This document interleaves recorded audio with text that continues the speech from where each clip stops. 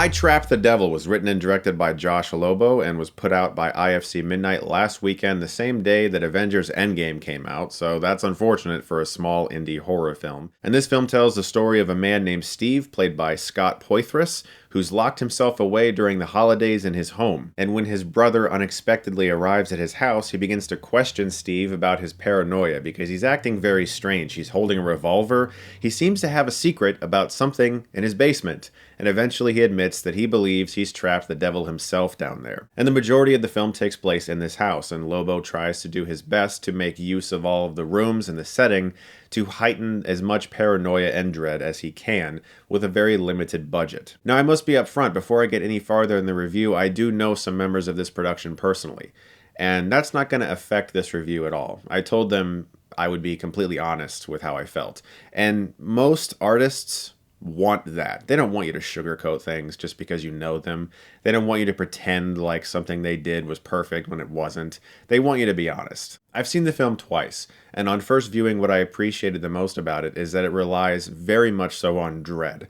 They didn't have a lot at their disposal when it came to budget. This is a very small indie horror film, and so they do their best to build as much suspense as possible. This is a very actor-friendly film. This is an opportunity for actors to really shine, because the movie does kind of come off like a stage play, since it takes place just about entirely in one house, and it's these three characters shifting from room to room and having paranoid conversations about the other person and whether or not he's insane. Is the devil really downstairs in this basement, trapped by a cross, or has he kidnapped some poor man off the street? This gives the actors a real opportunity here, and Scott Poythress, as the lead, Steve, just rises to that opportunity. He is by far the best aspect of this movie, and I think a real find. He's done things before. His IMDb lists him as being supporting characters in various TV shows and films, but this movie is front and center Scott Poythress, and I thought he was remarkable in the movie. And Poythress is really good, especially at delivering exposition and making it feel realistic,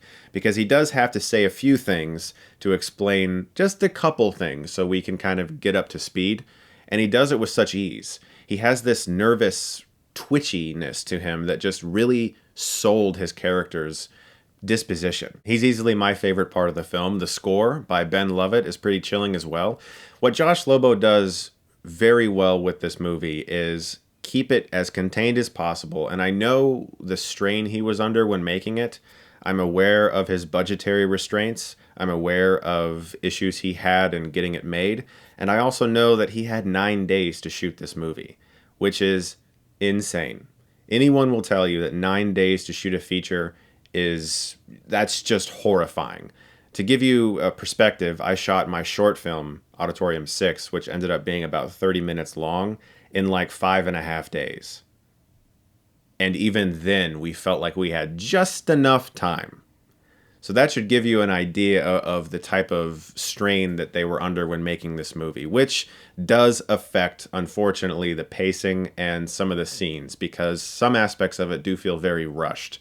There are scenes that take place all in one take, where sometimes that could be really awesome, and you can tell it's what the director wanted. Here, sometimes it feels like it was done out of necessity. Like, we have to do this all in one take, and you guys just please nail your lines, and we'll do this, and we'll move on.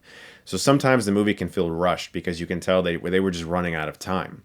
There are also performances that aren't always as on as I think Lobo perhaps would have wanted them to be, because you can only do so many takes, and you got to move on.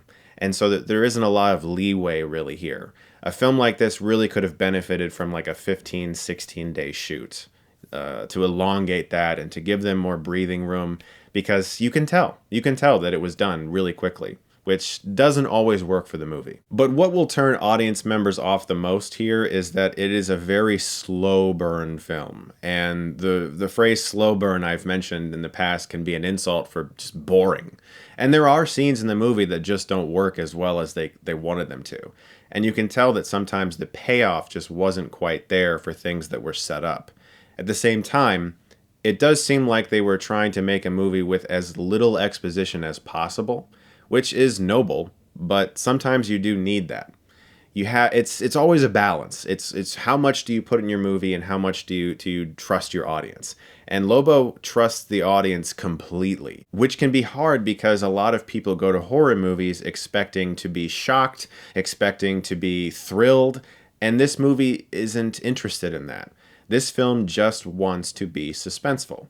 It sets up a mystery, which I don't see enough of anymore in horror. I don't see enough of this type of filmmaking, when you have a story that sounds cool, but there's nothing much else to do with it besides have characters sit in a house and talk about it during Christmas. It automatically puts you into that niche subgenre of horror where it's got a Christmas theme, which is rare.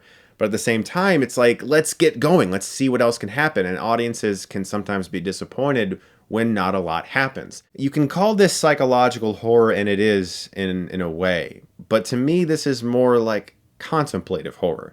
It's people presented with a scenario, and then they have to figure out what they're going to do. And we get to watch them figure out, and hopefully they do it in a way that's entertaining for an audience.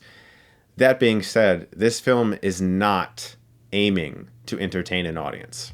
I really do not think it is. This film is trying, and sometimes too hard, to be drastically different from everything else on the market. It takes a lot of risks. There isn't a lot of payoff, and a lot of questions are purposefully left unanswered, and that is going to anger the shit out of some audience members.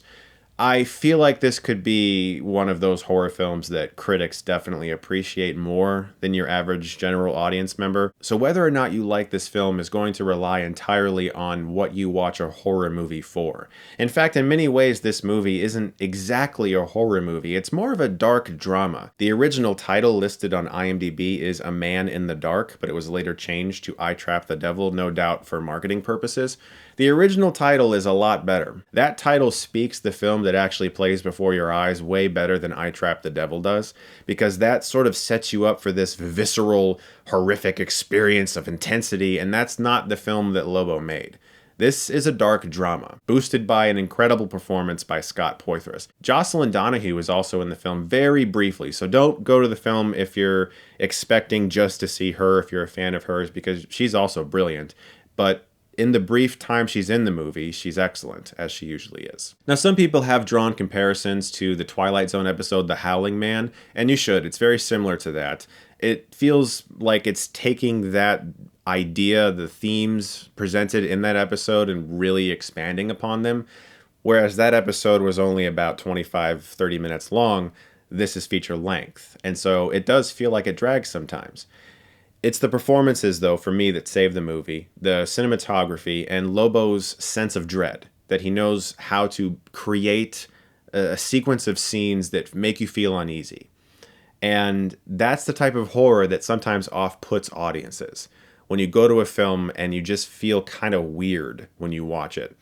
It's not like an entertaining weird, you know what I mean? Like, sometimes a film will just make you feel off. And you're like, ooh, this is really cool. I feel fucked up right now. But this movie is uncomfortable, purposefully. And so for some, that's not going to work. For me, I like a filmmaker that takes risks. I like a filmmaker that makes a horror film that is absolutely opposed to your general horror film you see. And this film is. It has no interest in being like the other things that are on the market. And that's what I liked about it. I'm going to give I Trap the Devil a B-. It's on VOD right now and in select theaters. I do suggest checking it out, especially if you want to support filmmakers who are trying to make things outside of the box, outside of the norm, purposefully subversive. Those are the types of filmmakers I really want to support because they usually get buried by the big movies. For instance, Avengers Endgame, which I loved, but still, nobody really talked about this movie last weekend, and I do think it's important to support filmmakers who are trying to make things different.